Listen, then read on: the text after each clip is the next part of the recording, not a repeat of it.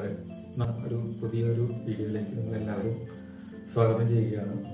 ഇവിടെ നമ്മളൊരു കഥ പറഞ്ഞുകൊണ്ട് തുടങ്ങാനാണ് ഉദ്ദേശിക്കുന്നത്.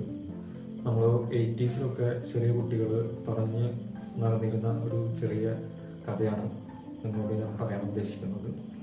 അതായത് നമ്മളൊത്തിരി 80s ഉണ്ടായിരുന്ന കുട്ടികൾ ഒത്തിരി പറയാറുള്ളൊരു കഥയാണ്.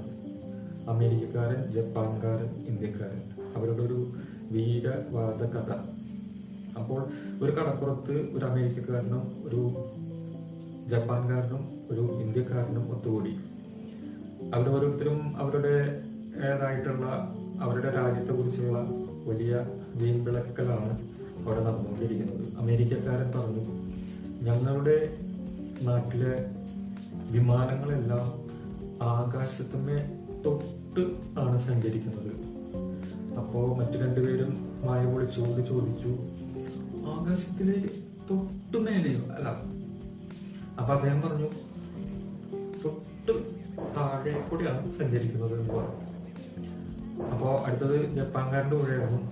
പുള്ളിക്കാരൻ പറഞ്ഞു, ഞങ്ങളുടെ മുങ്ങിക്കപ്പലൊക്കെ കടലിന്റെ അടിയിൽ തൊട്ടിട്ടാണ് സഞ്ചരിക്കുന്നത് എന്ന് പറഞ്ഞു.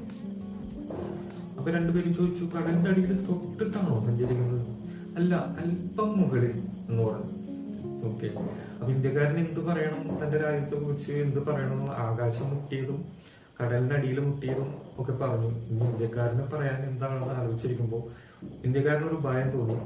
ഇന്ത്യക്കാരൻ ഉടനെ പറഞ്ഞു, ഞങ്ങളുടെ നാട്ടിലെ ജനങ്ങളെല്ലാം മൂക്കിലൂടെയാണ് ഭക്ഷണം കഴിക്കുന്നത്. അപ്പൊ രണ്ടുപേരും വളരെ ആശ്ചര്യത്തോടു കൂടി ചോദിച്ചു, മൂക്കിലൂടെയോ?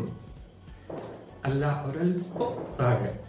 അതായത് അതില് വിജയിച്ചു വന്നത് നിങ്ങൾക്ക് ആ കഥയുടെ ഒരു ത്രെഡ് മനസ്സിലായെന്ന് വിചാരിക്കുന്നു.